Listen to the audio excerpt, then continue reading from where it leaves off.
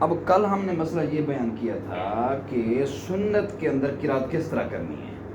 سنت کی پہلی رکعت میں کیا پڑھنا ہوتا ہے؟ سبحانک اللہ الحمدللہ سورت، دوسری میں الحمدللہ سورت، تیسری میں الحمدللہ سورت اور چوتھی میں الحمدللہ سورت. لیکن فرضوں میں یہ ترتیب نہیں تھی.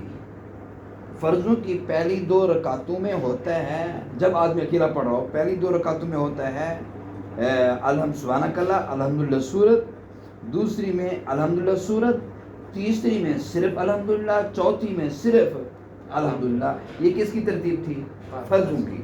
اب سنتوں کی ترتیب کیا ہے؟ پھر میں نے کل یہ بھی بتایا تھا کہ سنت کی 2 قسمیں، سنت مؤکدہ، سنت غیر مؤکدہ. جو ظہر کے بعد پڑھتے ہیں، ظہر سے پہلے پڑھتے ہیں 4 سنتیں، وہ مؤکدہ ہیں. ان کے طریقہ اور غیر مؤکدہ کا طریقہ سیم ہے قرات کرنے کا، لیکن تھوڑا سا اس میں فرق ہے تشہد میں. تو سنت کی پہلی چاہے مؤکدہ ہوں یا غیر مؤکدہ، پہلی رکعت میں بھی سبحانک اللہ الحمدللہ سورت ہے، دوسری رکعت میں بھی الحمدللہ سورت ہے، تیسری میں بھی الحمدللہ، چوتھی میں بھی الحمدللہ سورت ہے. اب یہ ہے کہ غیر مؤکدہ ہیں، جیسے عصر سے پہلے ہیں ان کو غیر مؤکدہ کہتے ہیں، یا عشاء سے پہلے ہیں کوئی غیر مؤکدہ ہیں. کوئی پڑھے ثواب ہے، کوئی نہ پڑھے تو گناہ نہیں. اب ان ان 4 سنتوں کو پڑھنے کے 2 طریقے ہیں. ان 4 سنتوں کو پڑھنے کے کتنا طریقے ہیں؟ 2 طریقے. وعلیکم السلام. 2 طریقے ہیں. میں ان کو ایک مسئلہ بتا دوں. 2 طریقے ہیں. اب یہ جو غیر مؤکدہ ہے، اب یہ کیا ہے؟ غیر مؤکدہ ہے. اس کی پہلی رکعت میں سبحانک اللہ الحمدللہ اور سورت، دوسری میں الحمدللہ اور سورت، پھر پہلا تشہد، پہلا اتحیات.